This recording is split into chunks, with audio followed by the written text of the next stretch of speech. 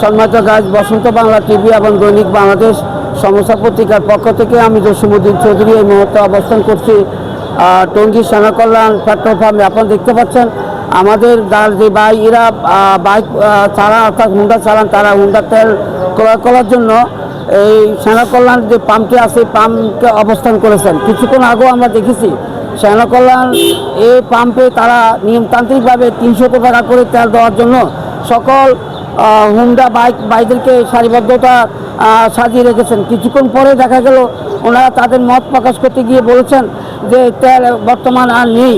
আবার কেউ কেউ বলছেন শুক্রবারে জুমার নামাজের পরে টোল দিবেন। আসলে সম্পূর্ণ যে যারা তেল নেওয়ার জন্য পেট্রোল পাম্পে এসেছেন তারা একটা দাদার মধ্যে পড়েছেন। তারা মনে করছেন টোল আছে, কিন্তু তারা ব্যক্তিগতভাবে টোল দিবেন না বলে তারা এখন ব্যক্তিগত সিদ্ধান্তে উপনীত হয়েছেন। আমরা যদি এই মুহূর্তে যারা তেল নিতে এসেছেন তাদের মধ্যে কারো কোনো সাক্ষাৎকার নিতে চায় তাহলে বলবো। ভাই, আপনি এখানে কি তেল নিতে এসেছিলেন? জি, আমি তেল নিতে আসছিলাম আর আমি পুরো বিষয়টা আমি দেখছি। এখন কি আপনার বলেন তো, এখানে এসে তেল নিতে এসে আপনার কি বর্তমান কি দেখছেন এবং কি বলতেছে ওনারা? দেখছি যে এরা প্রথম অনেকে তেল আছে গাড়ির মধ্যে, তারপরে বলতেছে যে মানে 200 টাকার তেল লাগবো, নিতেছে স্টক মজুত করতেছে বাইকাররা। তখন তারা শর্ত দিল যে ভাই 200 টাকার বেশি আমরা তেল দিতে পারবো না। তখন পাবলিকে আমরা সব মাইনে নিছি যে ভাই আসলে 200 টাকা করে দেন, আপাতত আমরা ইমার্জেন্সি ভাবে চলি। এখন ওনারা আবার কতদিন পরে 2-3 জনে এক লোক হয়েছে, কানা ঘোষা করছে। কানা ঘোষার পরে বলতেছে যে আমরা নামাজ পড়বো, অথচ নামাজের পরে তেল দিব। নামাজের কথা বললে একজন দেখলাম পিছনে গেল গা। আমি 100% নামাজ পড়তো না, নামাজ না পড়ে ইমার্জেন্সি সার্ভিস হইলো আমরা হাসপাতাল আর হইলো এই তেলের পাম্প। এখন তারা যদি আমাদেরকে হয়রানি করে রোজার মধ্যে, এখন বলতেছে 2 রকমের কথা বলতেছে। প্রথম বলতেছে নামাজের পরে তেল দিব, এখন আবার একজন বলতেছে যে তেলই নাই, কাউন্টার থেকে বলা হইতেছে। তাহলে এই ধরনের যদি হয়রানি করে তাহলে আমরা যাবো কোথায় সাধারণ জনগণ?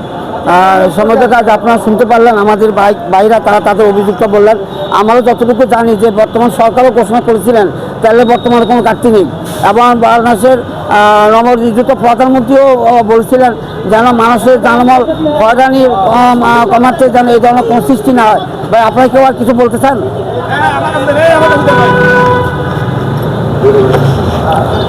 ভাই, এই যে আমরা সাধারণ জনগণ কোথায় যাব?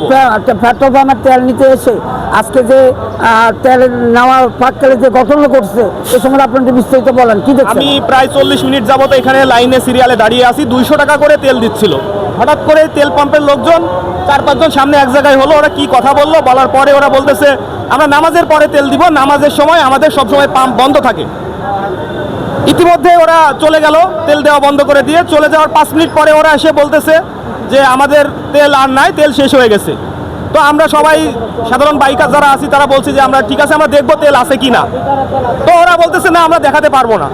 তো আমরা বলছি না, আমাদের দেখাই দেন, আমরা চলে যাই। তেল নাই, না থাকলে আমরা আপনাদের সাথে কেন তর্কে যাব? না থাকলে আমরা চলে যাবো, অন্য কোথাও ট্রাই করব। তো এই হয়রানিটা আমার মনে হয় জনগণের সাথে না করা উচিত। তো প্রত্যেকটা তেল পাম্প যদি জনগণের সাথে এরকম করে তাহলে আমরা সাধারণ জনগণ কোথায় যাব? প্রশ্ন রইল সকলের কাছে, আপনারা এই তেল পাম্প সম্পর্কে কিছু বলবেন? সম্মানিত কাজ আপনারা দেখতে পারলেন, আর যারা তেল নিতে এসেছেন তারা তাদের মনে কথা বলেছেন। তারা ভাবছেন টোল আছে কিন্তু টোল দেওয়া হচ্ছে না। কর্তৃপক্ষ এই ধরনের গাফিলতির জন্য তারা উদ্যুত কর্মকর্তার সরবরাহ হচ্ছেন। আমি এই মুহূর্তে আমার লাইভটিতে মাননীয় টঙ্গীর প্রশাসনের দৃষ্টি আকর্ষণ করব।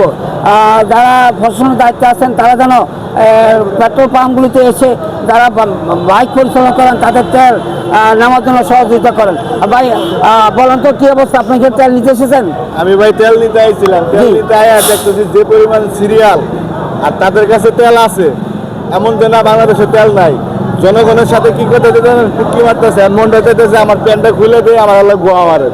এর জন্য যে যাবে সেই সিন্ডিকেট, এখন তেলটা তাদের কাছে আছে, তারা মজুত করে রাখতেছে। লাস্টে যখন দাম বেশি হবে তখন এই দাম বেশিতে তারা তেল বেচবে। এটা কি আমরা সাধারণ পাবলিক কি আমরা করতে কোনো জায়গায় দাম নেই আমাদের? আপনি তেলের ডিপু উদ্যুত কর্মকর্তার উদ্দেশ্যে কিছু বলেন। এখন কি করবো, মানে তো দুর্নীতিবাজ, চোর, ওরা হলো চোর।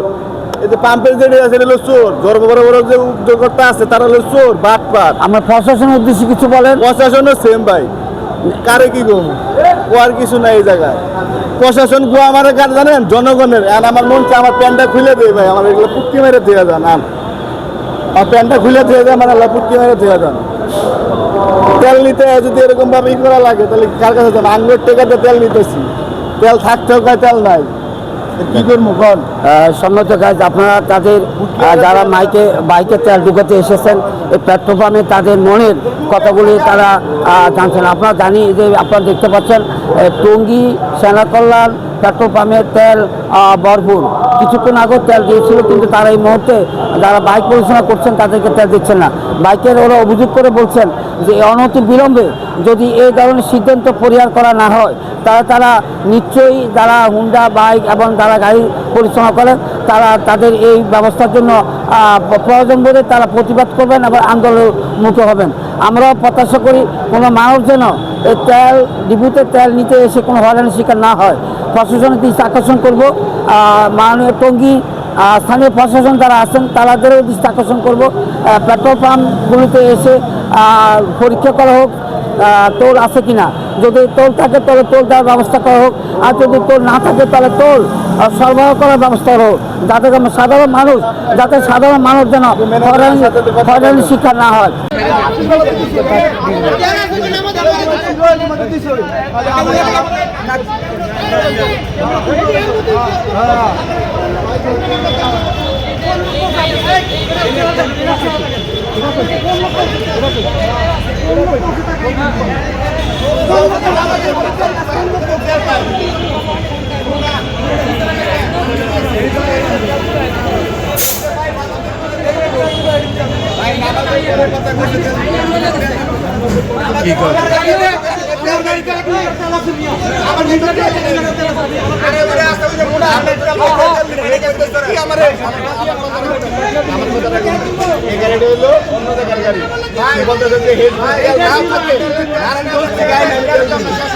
কি বুঝাইলো বলছে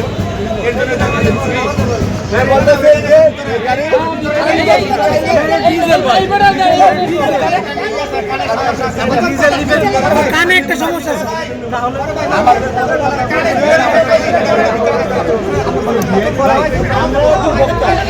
এই তো ম্যানেজার ধরো না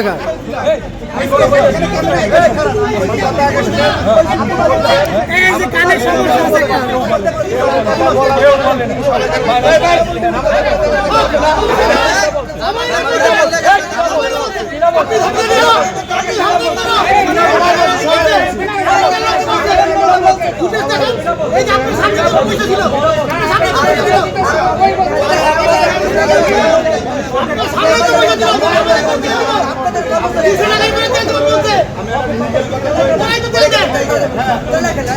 আবার কোনো এক সময় নতুন কোনো অঙ্গনে নতুন